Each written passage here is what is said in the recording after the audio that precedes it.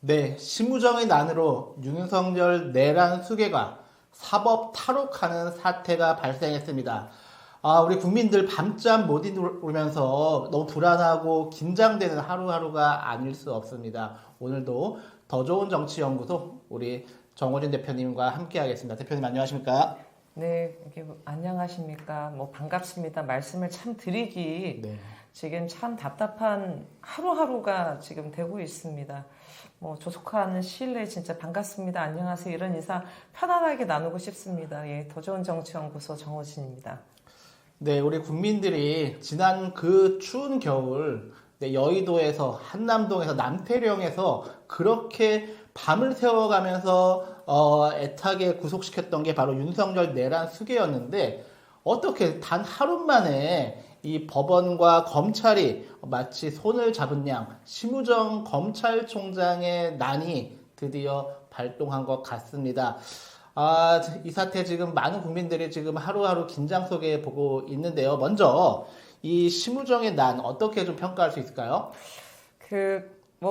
한마디로 말씀드리면 대한민국에 오직 딱 한 사람 윤석열을 석방시켜 주기 위해서 갖은 법 기술을 다 발휘한 부분에 대해서 호흡을 맞춰준 사실상 윤석열의 신복이 심우정 아니겠습니까? 네. 예, 윤석열을 위한 특혜 이 끝판왕을 보여줬다라고 보여지고요.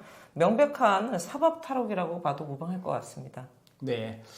지금 이제 윤석열 지지자 측, 국민의힘 측에서는 상당히 환호하고 이제 이것이 마치 윤석열 파면이 아닌 파면 기각으로 이어지는 것이 아니냐 하는 기대가 이제 국민의힘 측에서는 나오고 있는 것 같은데요.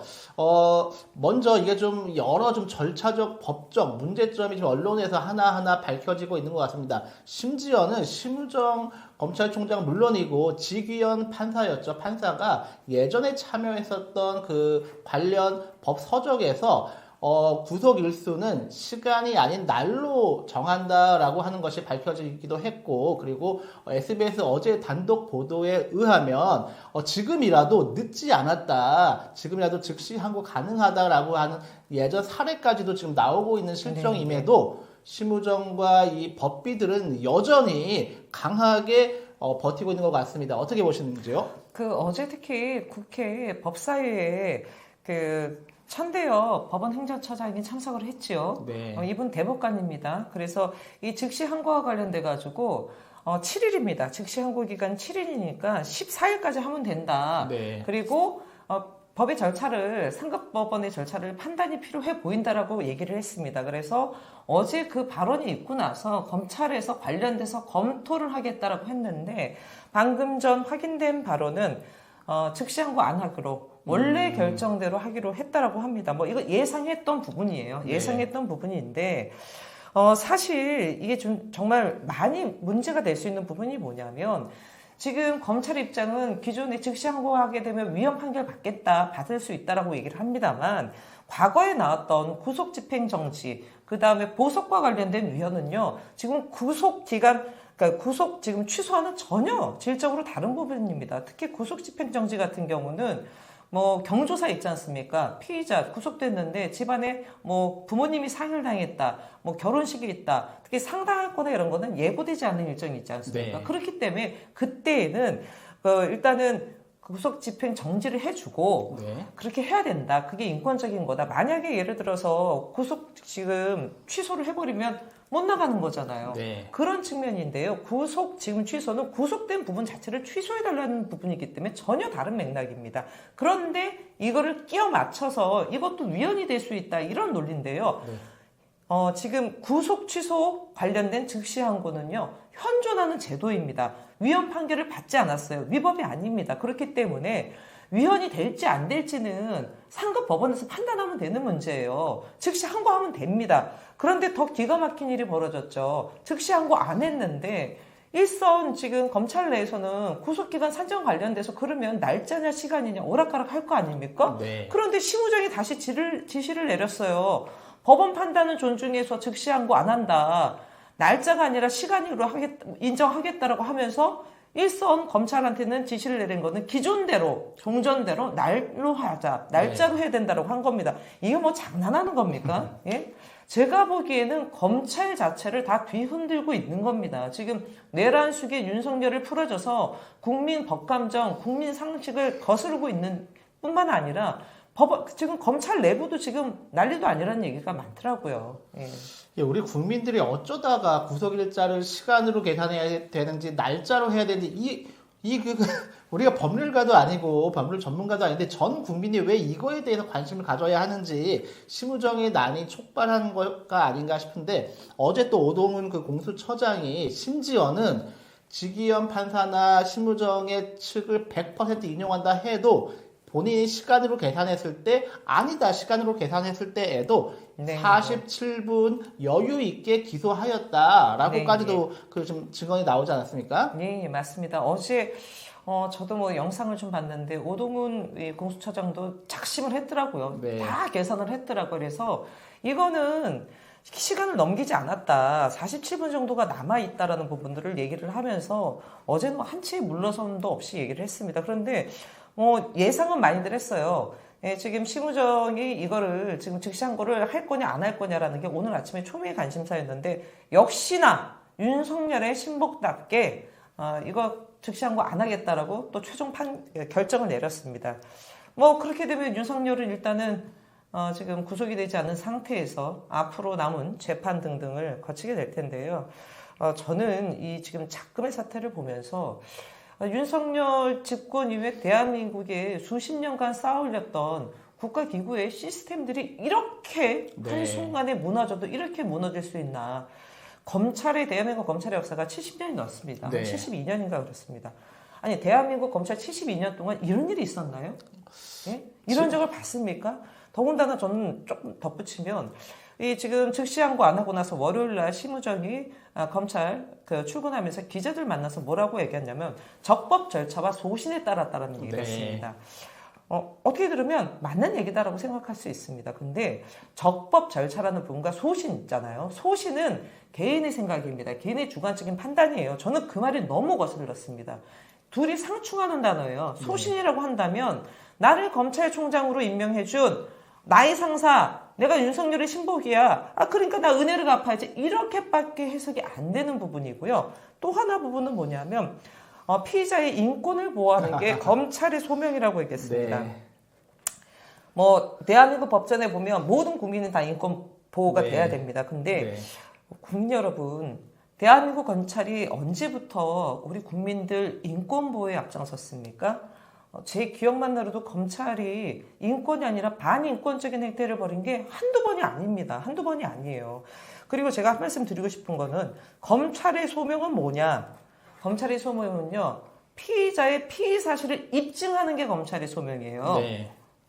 이거 예를 양심에 따라서 뭐에 따라서 이걸 다 자체더라도 말 그대로 법에 따라서 피의 사실을 입증하는 게 검찰의 소명인데 갑자기 인권을 들고 나오면서 전 한 말씀만 더 드리겠습니다. 그 사법정의라는 말이 있지 않습니까? 사법정의는요 말 그대로 정말 우리 땀 흘려 일하는 일반적인 시민들을 위해서 존재하는 것이죠. 대한민국의 절대 권력자 딱 한 사람 있는 대통령 보호하기 위해서 하는 것은 사법정의가 아닙니다. 그건 사법특혜예요. 특별대우입니다. 예, 대한민국 검찰 역사 71년 만에 구속 기간을 시간으로 산정해서 석방시킨 최초가 바로 윤석열이었습니다. 왜 71년 만에 윤석열이 그 최초의 피의자 인권이 적용된 대상이 되어야 하는지 지금 많은 국민들이 이 심우정과 지기현 판사에게 묻고 있는 것이 바로 오늘의 시점인 것 같습니다. 여기서 한 가지 제가 이제 우리 국민들이 처음에 윤석열이 석방되면서 그 마치 카퍼레이드 하듯이 그 서울구치소 빠져나온 모습에 국민들이 뒷목을 잡고 잠을 이루지 못하셨는데 가장 걱정했던 것이 얘가 혹시나 나오자마자 또 다른 무슨 제2의 계엄이나 무엇을 행하지 않을까라고 걱정했는데 적어도 오늘까지는 한남동에 들어간 이후로는 좀 잠잠히 있는 것 같아요. 아마도 윤석열 측도 이 헌재 판결을 앞두고 본인이 어떤 그 메시지를 내는 것이 불리하다고 판단했을까요? 이렇게 이래저래 각종 뭐 방송, 뭐 기자분들, 특히 저는 기자분들한테 여쭤보는 건데 그런 것 같아요. 일단은 관저 정치하고 있는 건 맞습니다. 네. 나오자마자 권영세, 권성동 뛰쳐갔죠. 그랬는데 개인 자격으로 왔냐 이렇게 물어봤다고 합니다. 네. 뭔가 이제 마음에 안 드는 구석이 있는 거죠. 근데 전화 엄청 많이 한다고 있지 않습니까? 네. 그리고 이 사람들 이번에 법기술 온갖 기술 다 발휘했지 않았습니까? 물론 헌재 같은 경우 지금 철통 보안 속에서 등등 있기 때문에 얼마나 외압을 하는지 모르겠지만 일단은 윤석열 입장에서는 이 헌재를 자극하는 입장이나 이거를 얘기하게 되면 혹시나 자신한테 불리하게 되지 않을까라고 네. 해서 저는 주변에서 그런 부분들을 좀 말리지 않았을까 이렇게 좀 보여집니다. 근데 글쎄요, 뭐 이건 좀 다른 맥락이지만 오늘 뭐 전 동의하지는 않습니다만 오늘 지금 최재희 감사원장 그다음에 그 이창수 중앙지검 검사 등 해서 좀 기각이 됐습니다. 근데 이게 네. 사실은 이 기각이 좀 될 거라고 좀 예상은 했어요. 네. 왜냐하면 사실은 대통령의 지휘를 따른다라는 헌법 감사원장의 말 자체가 사실은 그 감사원의 독립성을 위배한 부분이 많습니다. 그런데도 불구하고 사실은 오늘 기각한 것은 그만큼의 헌정하게 직무를 네. 수행하지 못할 정도는 아니다라는 측면에서 기각이에요. 이게 지금. 근데 오늘 기각 결정이요. 참 재밌는 게 8대 0입니다. 네, 맞습니다. 그러니까 소위 말해서 이 헌법재판관들의 정치적 성향에 따라서 갈라진 부분이 아니라는 점입니다. 네. 아니라는 점에서 저는 지금 좀 미뤄지고 있습니다. 미뤄지고 있기 때문에 뭐 다양한 얘기들이 돌고 뭐 저도 아침에 받은 글 뭐 별의별 게 다 도는데요. 네. 대한민국 정치사, 대한민국 역사, 앞으로의 대한민국을 내다봤을 때 대단히 중요한 판결 아니겠습니까? 네. 특히 극우 아스팔트 세력들 같은 경우 지금 뭐 거의 폭동을 일으켰고 네. 뭐 또 그걸 준비한다는 여러 지금 우려들이 나오는 속에서 네. 어떠한 흠결도 남기지 않는 퍼펙트한 그런 판결문을 준비하는데 시간이 소요되고 있다. 좀 이렇게 보여집니다. 네, 지금 우리가 이제 이 방송 촬영 시점으로는 아직까지 그 파면과 관련된 결정 이전입니다, 지금. 근데 여기서 이제 우리가 한 가지 짚어보아야 할 것이 윤석열 파면 여부와 별개로 윤석열 석방, 그러니까 그 불구속 이제 앞으로 남아있는 형사재판을 불구속 상태에서 받게 될 가능성이 높아진 거죠. 이 지점에 대해서 과연 국민의힘의 그 잠재적인 대권 주자였던 김문수, 오세훈, 홍준표, 그리고 한동훈 등등은 이 사태를 어떻게 지금 지켜보고 있을까요? 겉으로야 뭐 한 목소리로 뭐 환영한다 이렇게 내고 있는 것 같은데 속마음은 좀 복잡하지 않을까요? 복잡할 텐데요. 저는 이거는 아주 좀 다분히 정치적, 공학적 측면에서 보면요. 속으로 울 거예요. 우는 정도? 네. 네. 곡소리가 나고 있는데 입 틀어막고 있는 겁니다. 네. 입 틀어막고. 차라리 윤석열이 서울구치소에 있지 않습니까? 그러면 본인이 사실은 마이크를 직접 하는 게 아니라 건너서 하게 돼요. 네. 하고 싶을 때 할 수도 없습니다. 네. 변호인들 통해 가지고 할 수밖에 없어요. 근데 지금 윤석열이 석방되고 나서 어떻게 됐습니까?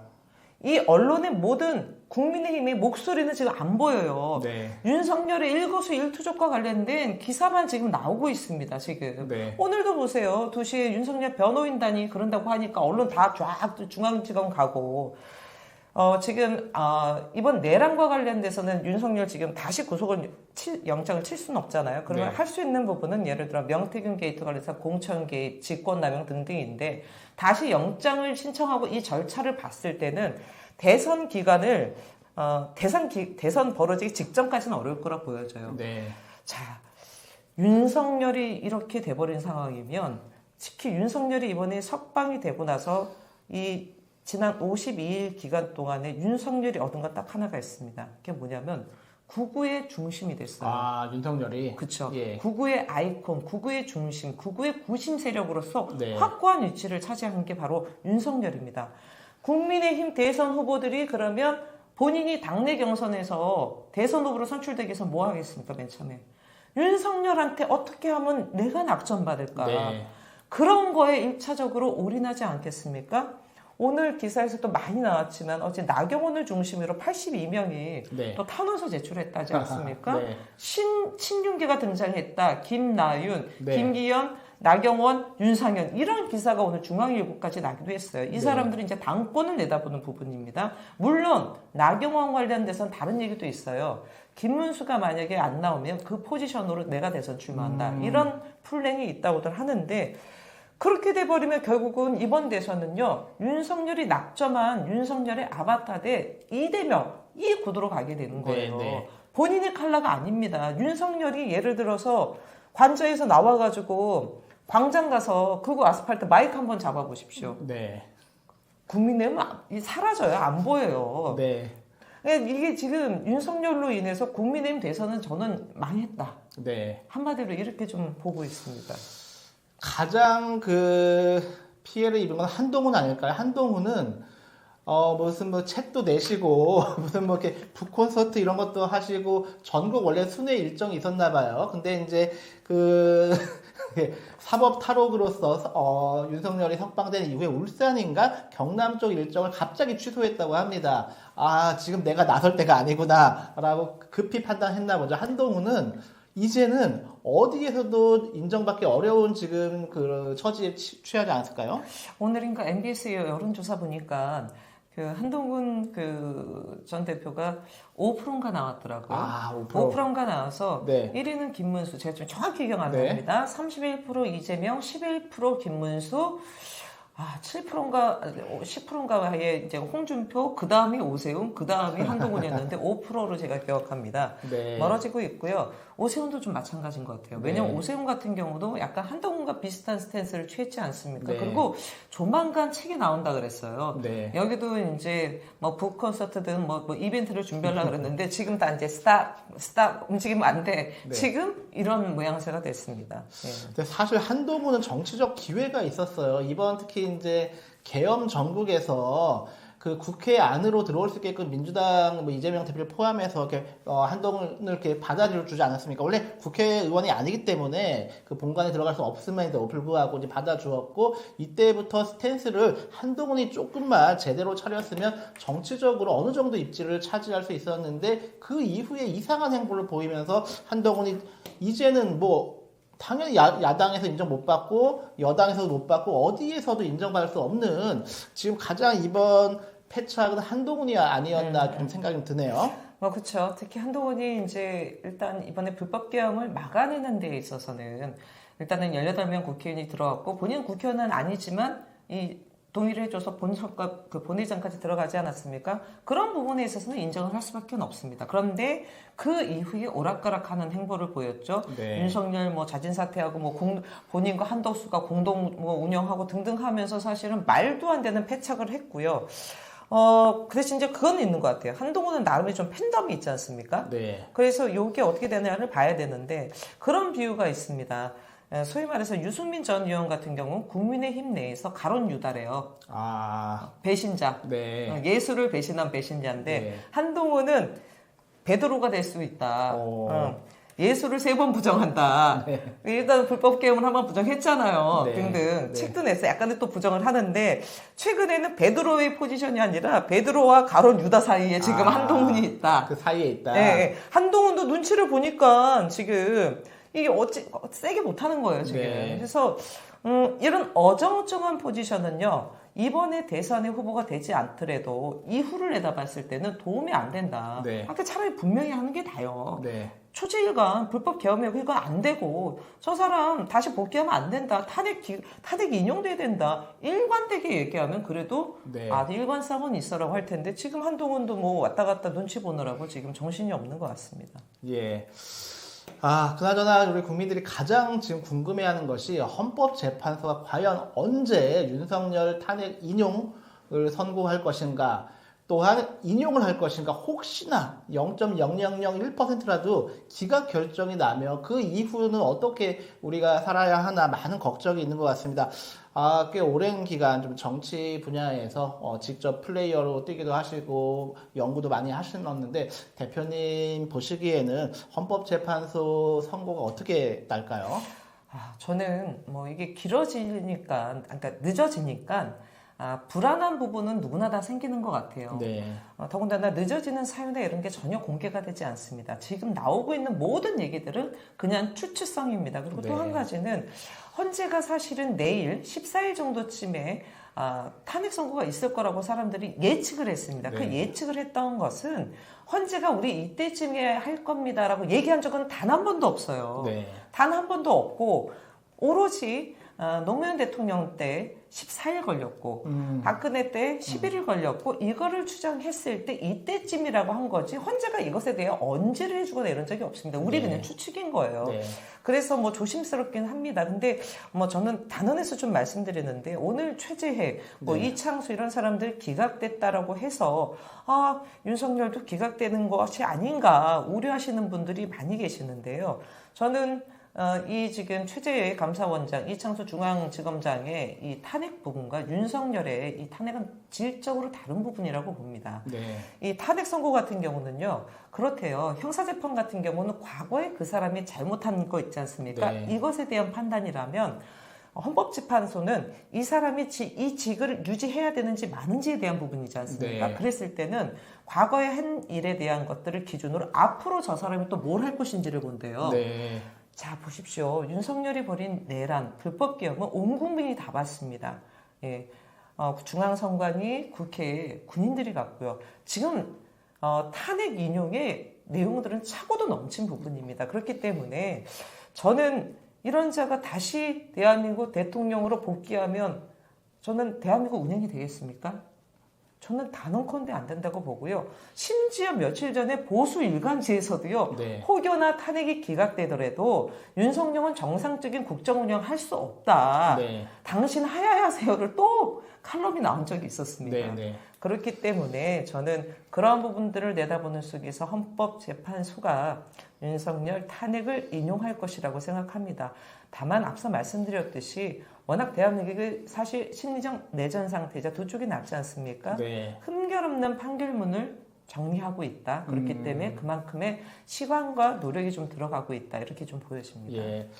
14일이냐, 17일이냐, 이번 헌재에서의 그 파면 선고가 날짜는 우리가 예측하기 참 어려운 게 있지만 적어도 파면만큼은 확실해 보이고요. 만약에 이제 그럴 일은 우리 상상도 하고 싶지 않은데 만약에 기각이 되었다 하더라도 제 생각은 좀 그렇습니다. 가장 우리가 걱정하는 게 군 통수권을 되찾는 거잖아요. 네. 만약에 윤석열이 제2의 계엄을 선포했을 때 군이 움직일까?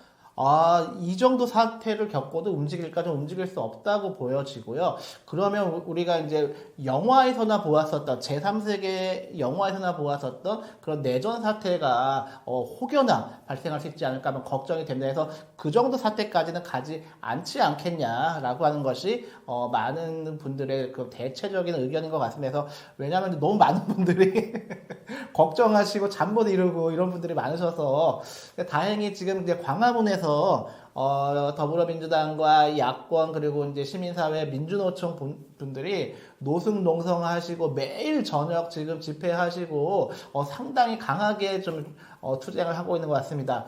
우리가 윤석열 구속 이후에 약간 좀 느슨해진 측면도 없잖아 있었죠? 그렇죠. 그러니까 뭐 이런 말씀드리기는 참 그렇긴 하지만. 윤석열이 일단은 국회에서 탄핵이 됐고, 그다음에 탄핵 그 변론 절차 뭐 이런 것도 네. 겪지 않았습니까? 상대적으로 정책 효능감을 저희는 좀 느꼈어요. 네. 그러다 보니까 좀 느슨해진 부분이 있습니다만 윤석열을 지지하는 그거 아스팔트 입장에서는 계속 본인들이 뭔가를 성취한 부분이 없습니다. 네. 그러다 보니까 더 극렬해지고 더 이 사람들은 단결했던 측면이 있어요. 근데 네.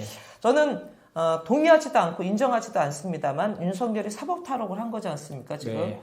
풀려났잖아요. 이게 저는 동의가 안 되지만 한편으로는 좀 소위 말해서 윤석열이 대통령직을 수행하면 안 된다라고 생각했던 이거는 소위 진보라고 규정 안 줘도 됩니다. 제가 네. 아시는 분 중에 어디 이념적 성향이 없는 분도 너무나 기가 차서 저한테 전화했어요. 이게 말이 되느냐, 뭐 이런 식으로. 이런 분들에게는 긴장을 좀 불러일으켰다. 네. 저는 그렇게 좀 보여지고요. 지금 뭐 그것이 뭐 탄핵 지금 판결에 영향 미치는 게 아니냐고 하지만 이거는 다른 결이기 때문에 저는 없을 거라고 보여집니다.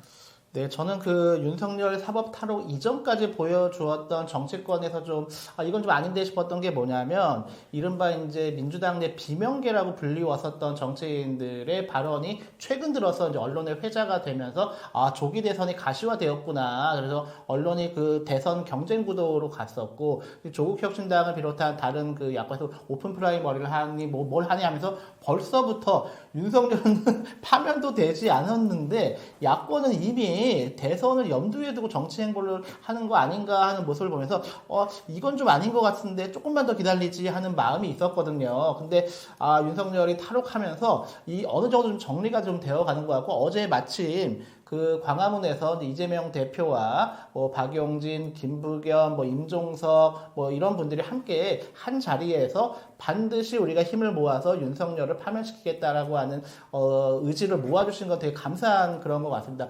정치권 특히 야권 최근 동향에 대해서 어떻게 좀 생각하셨나요?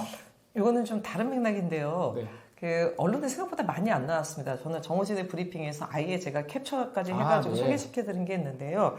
지금 개혁신당은 3월 10일까지 대선 예비후보 등록 마감이 됐습니다.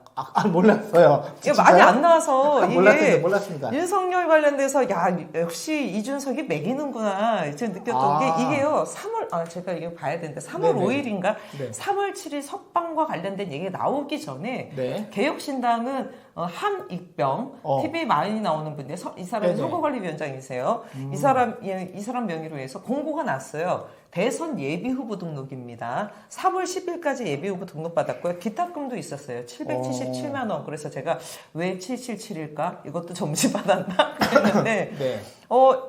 예상대로 이준석 의원만 등록을 했어요. 그래서 여기는 아마 이제 찬반 투표 이제 탄핵 때문에 들어갈 것 같습니다. 거의 이준석 개인당인데 여기는 벌써 다 했어요. 그래서 탄핵 전에 그동안 이준석 의원 쌓인 많죠. 윤석열한테. 네. 그래서 이제 그래 한번 매기겠다 해서인지 몰라도 여기는 이미 지금 예비후보 등록 끝났어요. 네. 예. 그래서 제일 빠르게 준비하고 있는 게 지금 개혁신당입니다. 예.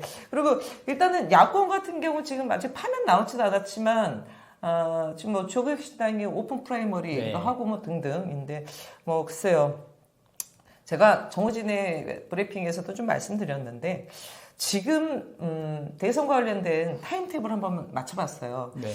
대선과 관련돼서 날짜가 결정되지 않습니까? 그러면 선거운동 기간은 22일이고요. 네. 후보 등록 기간이 이틀입니다. 네. 그럼 총 24일이에요. 근데 예를 들어서 지금 민주당 같은 경우 지금 예를 들어 조국혁신당이 얘기했던 오픈 프라이머리를 하는 거죠. 한다 치면 오픈 프라이머리 같은 경우 할 때는 예를 들어서 지금 각 당에서 한 명씩 추천하는 겁니까? 네. 그렇게 되는 건가요? 정확히 모르겠습니다. 그러니까 그런 부분 때문에 예를 들어 복수가 출마하냐 아니냐에 따른데 오픈 프라이머리 때 한 번에 끝내자잖아요. 한 번에 끝나면 나오고 싶은 사람 다 나와야 되지 않겠어요? 네. 예? 그런 부분이 있어서 복수가 나갈 수 있는데 네. 과연 이걸 민주당이 다 수용을 할 것인가? 두 번째 부분은 크지는 않을 거예요. 크지는 않는데 이 오픈 프라이머리 하면 역선택입니다. 역선택이 돌아요. 지금 그렇죠. 정광훈, 전한길 이런 사람들 가만히 있겠습니까? 그랬을 때는 저는 변화는 결과는 달라지지 않는다. 그러나 예를 들어서 90%로 당선되는 대선 후보와 60%, 55%로 당선되는 대선 후보에 대한 무게는 달라진다. 네. 그리고 그런 측면에서 제가 첫 번째 물리적 시간이 상당히 없습니다. 물리적 시간이 상당히 없어요. 왜냐하면 민주당 같은 경우 예를 들어서 우리 당내 경선하고 그리고 한 명 뽑아서 오픈 프라이머리 할게 하면요, 이거 시간이 안 남아요. 민주당 같은 경우도 예를 들어서 아무리 짧게 하더라도요, 과거 문재인 대통령 당시 선거만 보더라도요, 최소 6번 정도는 주말 껴서요. 그렇죠. 토일 이렇게 해야 됩니다. 6번밖에 안 나와요. 이렇게 되면. 예를 들어 후보 확정되고 나서 후보 등록까지 준비될 부분이 있습니다.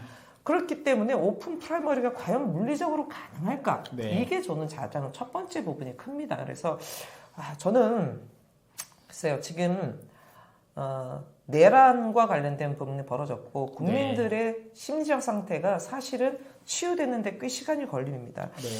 이렇게까지 오픈 프라이머리를 해야 되나? 저는 다른 식으로 야권이 네. 하나로 모아질 수 있는 플랫폼을 만들 수 있다고 봐요. 네. 그런 부분에 조금 더 노력을 기울여야 되지 않을까라는. 아니 저는 뭐 같이 다 나옵시다 이렇게 생각은 안 합니다. 네. 함께 뭔가 이번에 대선을 준비할 수 있는 플랫폼 필요하다. 근데 그게 꼭 오픈 프라이머리만이 될까? 아니다. 다른 방식도 있지 않을까? 이렇게 좀 보여집니다. 네, 뉴스가 너무 많다 보니 개혁신당이 대선 후보 선출 과정을 밟고 있었다는 거 저도 처음 들었습니다. 그러니까 언론에 많이 안 나와서요. 뭐 개혁신당 입장으로서는 참으로 좀 섭섭할 수 있습니다. 근데 개혁신당도 이거 공고되고 난 다음에 네. 윤석열 지금 석방됐거든요. 네. 어떻게 본인들은 일정 가서 결국은 뭐 이준석만 등록했네요. 예. 네. 예, 우리가 방송 시점으로 아직 윤석열 파면 인용이 되기 전이고, 그리고 파면이 되었다 하더라도 지금 일각에서는 최상목 권한대행이 선거 공고를 또 얘가 안 하면 어떻게 하나? 이 인간 정말 우리가 상상할 수 없는 그런 행위들을 하기 때문에 아무리 법에 규정되어 있는데 부작위 하지 않으면 어떻게 하냐? 거기에 대한 처벌 조항이 없어요. 그래서 정말 거기까지도 우리가 걱정해야 되는 지금 시대를 살고 있기 때문에 너무 야권에서 앞서 나가서 오픈 프라이머리라든지 무슨 뭐 개혁신당과 같은 그런 것들을 지금은 조금만 더 자중하는 게 좋지 않을까 싶고, 윤석열 파면에 조금만 더 힘을 모아서 끝까지 인용을 우리가 이끌어내야 하지 않을까 하는 생각을 좀 해봅니다.